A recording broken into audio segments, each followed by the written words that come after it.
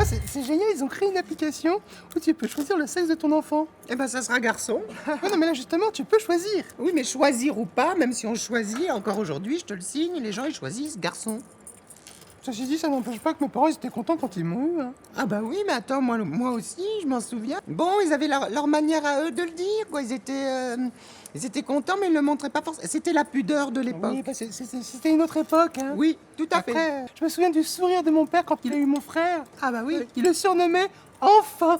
Et voilà, et moi j'avais aussi un petit nom, mon père, comment il m'appelait Et merde C'était l'humour de l'époque, l'humour père-fille, quoi. Ouais, bien sûr. C'est vrai que mes grands frères, ils avaient la plus grande chambre. Ah bah oui. Ouais.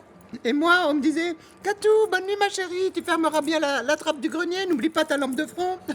Moi, j'avais quand même une chambre. Hein. Bah J'avais oui, quand même oui. une chambre. Ouais, t'avais de la chance, ouais. Ça n'empêche que moi, j'ai quand même eu des très beaux souvenirs avec mon père quand il m'a appris à faire du ski, quand il m'a appris à faire du vélo, quand il m'emmenait en randonnée à la montagne. C'était à l'époque des plaisirs simples. Ah bah oui. Ah bah oui. Nous, on partait en forêt. Qu'est-ce que j'aimais ça. Qu'est-ce que j'aimais ça, les souvenirs de famille. Et alors là, pareil, le nombre de fois où la bagnole partait sans moi. Alors moi, je courais après et je m'accrochais au pare-choc. Je disais, bah là, vous m'avez oublié. Alors on rigolait.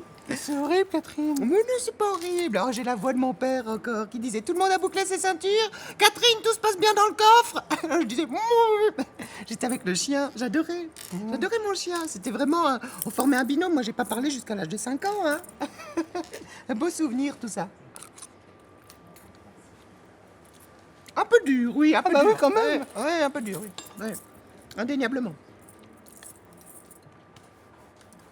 L'essentiel, c'est d'avancer, de garder le bon et de ne pas reproduire, Non, pas reproduire, des schémas bien éducatifs sûr. un peu difficiles. D'en être conscient. Et pire, de reproduire les schémas éducatifs à l'inverse, quoi, avec un petit garçon. Attends, merde, ça sonne. Ça vibre. Oui, ma chérie, merci, ça va? Tout se passe bien? Non, non, non, tu le laisses pas seul dans le salon parce qu'après il va pisser partout, il va bouffer les fauteuils. Eh ben, tu le descends au garage et tu fermes la clé. Il va pas mourir de soif, tu lui colles de la flotte, que t'es bête.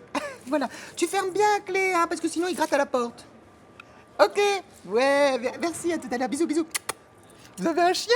Non, non, non, je garde mon neveu, Benoît. Il a 3 ans, il est mignon. Il est super. Alors là, il est à la maison quelques jours. Du coup, bah, vu que je bosse, je le laisse tout seul. Et puis, je rentre de toute façon à 18h. Ma voisine, elle passe de temps en temps et puis elle me fait un petit débrief. Qu'est-ce qu'on on se disait? De pas reproduire les schémas. De pas reproduire les schémas éducatifs nocifs, oui.